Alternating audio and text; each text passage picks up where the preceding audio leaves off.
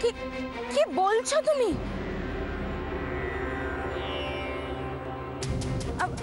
আমি দেখছি কি করা যায়। ওকে। মার এখন যে মেন্টাল কন্ডিশন, তাতে এসব কথা কি করে বলবো? জানানোটা কি ঠিক হবে?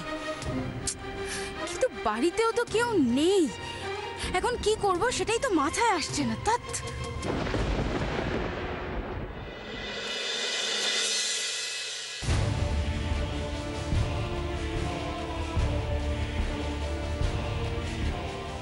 মা, কার ফোন ছিল বৃন্দা? না সেরকম। তুই যে ওভাবে চেঁচিয়ে উঠলি, কি হয়েছে আমাকে বল। তেমন কিছু নয় মা, আসলে আসলে কি?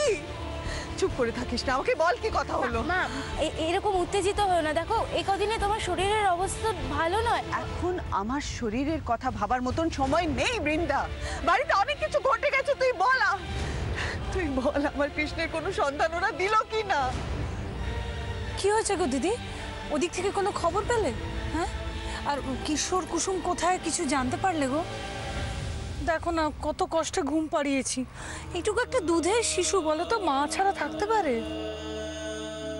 রাধা মাধবের দিব্যি বৃন্দা, তুই চুপ করে থাকিস না মা, চুপ করে থাকিস না। তুই নিজেও তো সন্তানের মা, তুই তো বুঝতে পারিস সন্তান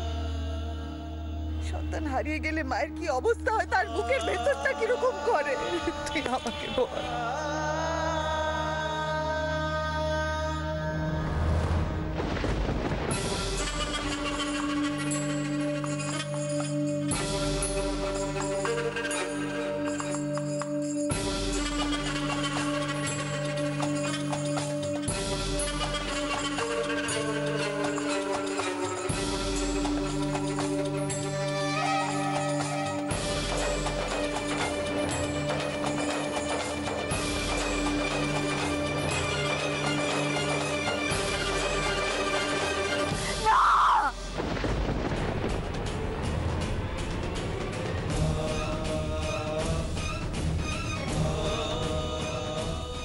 মা, তুমি এখনো মীরাকে বিশ্বাস করছো?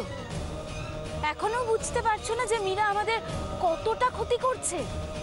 এই পুরনো ধারণাগুলো নিয়ে তুমি এখনো বসে থাকবে? আমি সবকিছু বুঝতে পেরেছি। এসব কথা শোনার পর আমার কাছে সবকিছু দিনের আলোর মতন পরিষ্কার।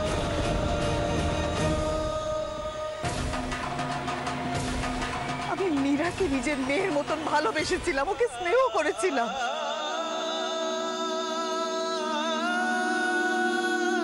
ওকে মেয়ের জায়গা দিয়েছিলাম এই বাড়িতে, কিন্তু তার মর্যাদাও রাখিনি। ও আমাকে ঠকিয়েছে। কিন্তু ও যদি আমাকে দুর্বল ভেবে থাকে